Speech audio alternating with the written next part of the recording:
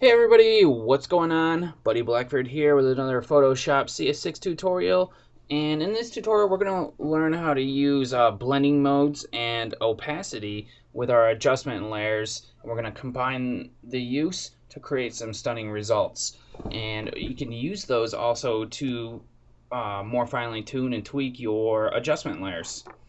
So all you need for this tutorial is just to have an image and to have an adjustment layer. You can use 1 or 3 or 75. It's up to you. Doesn't matter. I wouldn't recommend 75 because that might get a little hairy. Anyways, let's get on with it. So you can use blending modes with your adjustment layer, and the blending modes are here under this drop down menu. It'll start out saying normal, and or you can click on it and add some of these blending modes. Now if you don't know what the blending modes do, I suggest you watch my tutorial series, which is it's a 4-part tutorial series because there's so many blending modes, about the blending modes, and I explain all of it, and it's right here. Tutorial 56 is part 1, and I go through every single blending mode and tell you what they do and show you what they do on top of a picture.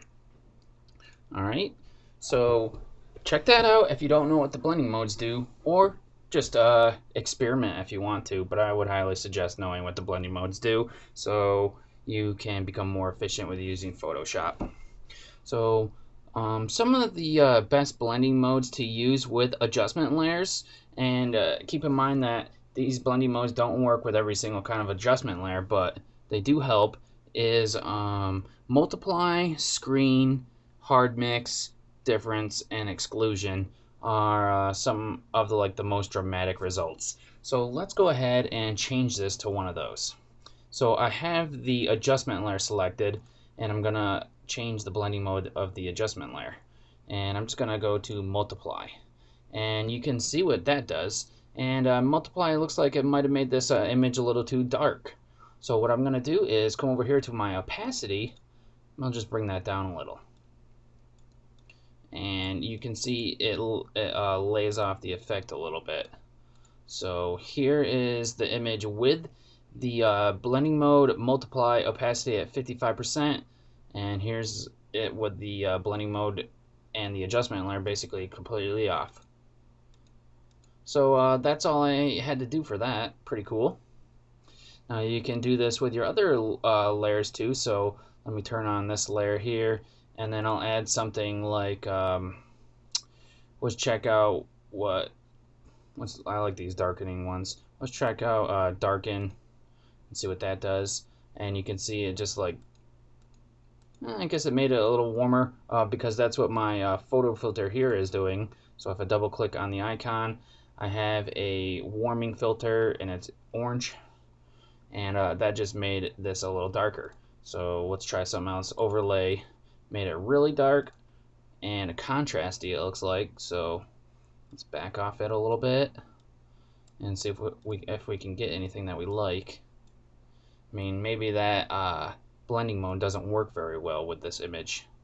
Now if I go to something like exclusion or difference here, it's probably going to look weird because it's not used correctly, but this is what happens. She gets some nice blue teeth, and I mean, obviously exclusion does not work well with this with the adjustment layer that I have picked. So anyways, that's how you use the blending modes and opacity with your layers to create some nice results. Now I would use this kind of stuff if I don't really want to go into here and start tweaking everything and all that stuff. Again, if I want to just have a quick reference here, I don't have to go into any new menus. I can just change my blending mode or my opacity and be done with it there. So it's quick and fast. So, and that's what I'm all about, getting stuff done quickly and fast, and making sure that you do it right. So if you get employed by someone and you're quick and you're fast and you get your stuff done correctly, you're going to be ahead of the pack. You're going to be ahead of the people that only know how to do it like slow ways. So, and I always found that really helpful, and it helps you stand out at your job. So Another reason to use it, maybe you're on a deadline and a client is wants his project due in like an hour, and if you're fumbling around doing everything slowly, the slow way and everything like that, you might not make the deadline. So just remember how to do things like this, and remember that Photoshop always has different ways to do things, at least two ways for pretty much everything. So I'd like to thank you guys for watching this tutorial. It's been pretty awesome. And in the next tutorial that I'll be teaching, we're going to go over using masks with your adjustment layers.